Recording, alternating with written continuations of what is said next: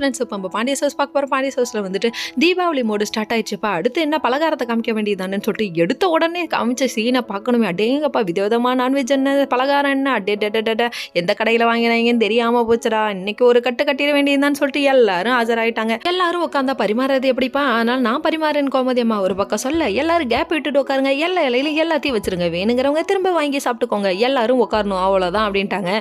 பேரா உட்காந்து சாப்பிட்றது என்ன, எல்லாரும் சாப்பிட்டுட்டு இருக்க போது நம்ம கதிர் ராஜா பார்க்கணுமே. நம்ம ராஜு ஒரு பக்கம் அதிரசத்தை அமிர்த மாதிரி இவங்க சாப்பிட, இதை பார்த்தோன்னே நம்ம கதிரி அவர் விலையில இருக்கிறத தூக்கி வச்சு கொடுக்குறாராமா. அடேங்கப்பா, இவ்வளோ பெரிய மனசு, இதுதான் கரெக்ட் பண்ணுறதோ. சரி, ஒரு பக்கம் அதுக்கப்புறம் சாப்பிடுன்னு இவங்க கண்ணால் ஒரு பக்கம் ஜாட காமிக்கிறாங்க. இங்கே இந்த கூத்து நடந்தாலும் இன்னொரு பக்கம் யாரு தெரியுமா? நம்ம தங்கமே இல்லைங்க. மாமா இது நான் செஞ்சது மாமா இது நான் செஞ்சது மாமான்னு சொல்ல, நீ செஞ்சதா அப்படின்னு சொல்லிட்டு ஒதுக்கி வச்சிட்டாரு. இது தேவையா கோபாலு? நீ சொல்லாம இருந்திருந்தாலாவது ஏதாவது சாப்பிட்ருப்பாங்க.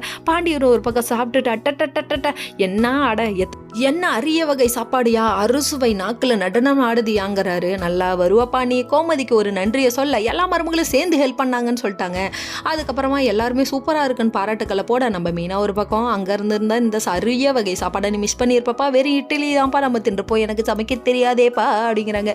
சரி, இதுக்கு வேணா நீ சமையல் கற்றுக்கோன்னு சொல்லிட்டாங்க. அதுக்கப்புறம் எல்லாரும் சேர்ந்து நின்று ஃபோட்டோ எடுப்போமா, ஒரு குச்சி ஒரு குல்ஃபி, இப்போ சாப்பிட்டாச்சு, இப்போ நம்ம செல்ஃபி அப்படின்றாங்க. அதுக்கப்புறம் வந்து பாண்டியன் ஒரு பக்கம், அதாவது செந்தில பக்கத்தில் நிற்க விடக்கூடாதாம்மா, அதனால நீ வந்து நிலுப்பான்னு சொல்ல. அதுக்கப்புறம் தங்கமயில்கிட்ட கிராஸ் கொஷின் போடுற நம்ம சரவணன் ஆதார் கார்டு கொடுன்னு கேட்டோன்னே சமாளிக்க முடியாமல் தெரிச்சு ஓடுறாங்க. ஓகே.